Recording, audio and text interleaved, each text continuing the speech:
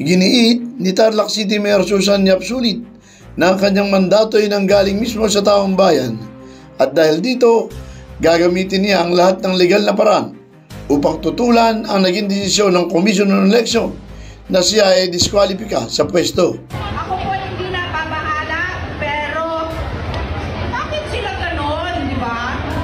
Para namang gusto ko, masaya lang tayo sa Tarlac. Pero gusto nila sa inyo, malungkot, hindi ako papayag. Patuloy, masaya ang Tarlac. Ipaglalaban natin to, hindi naman madali. Hindi naman madali. Marami pang proseso, kaya ako buo ang loob ko. Huwag kayo mag-alala. Be happy always. Mahal ko po kayo. And Tarlac, laging buhay sa puso ko. Sa isang pahayag, nanawagan si Yap Sulit sa publiko at sa mga opisyal ng COMELEC na igalang ang boses ng mga botante. Ayon sa kanya, handa siyang magsumite ng mga dokumento at ebidensyang magpapatunay na ang akusasyon laban sa kanya ay halos katawa-tawa. Ang naturang desisyon ng COMELEC and Bank ay kabaligtaran umano nung naging pasya ng 2nd Division noong April 2025 kung saan ibinasura ang kaso ng diskwalifikasyon laban kay Yap Sulit dahil sa kawalan ng sapat na ebidensya. Sa bagong ruling, sinabi ng NBank na hindi niya natugunan ang 1-year residency requirement sa Barangay Tibag, Tarlac City.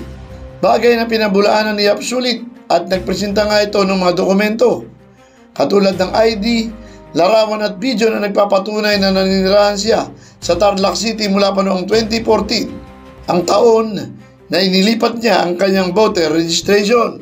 Ayon kay Yap Sulit, na dahil lamang sa isyu ng residency na dati nang ibinasura dahil sa kakulangan ng ebidensya, muli na namang kinukwestiyon ang mandato niya bilang alkalde ng Tarlac City dahil siya umano ay doon nakatira at dahil nandun ang kanyang tahanan, ang kanyang buhay at puso. Higit sa lahat, ito'y napagpasyahan ng taong bayan at ang boto ng taong bayan ay hindi iniuurong kundi iginagalang.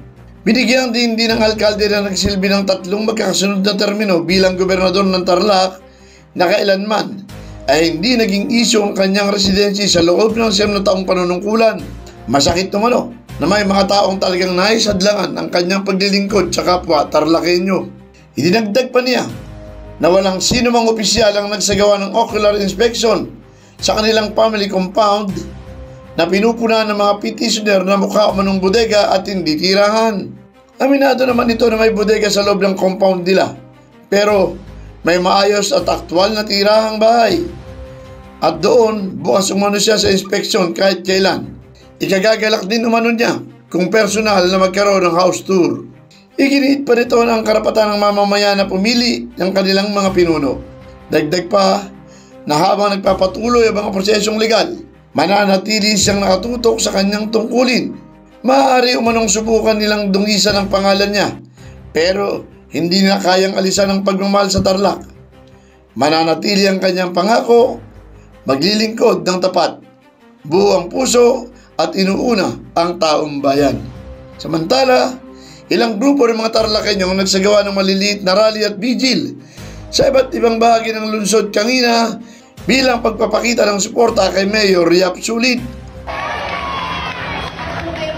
Maging ang League of Municipalities Tarlac Chapter ay lumagda ng Resolusyon No. 4 Series of 2025 na nagpapahayag ng hindi matatawarang suporta para kay Tarlac City Mayor Susan Yap sa kanyang laban kontra diskwalifikasyon ng Commission on Election.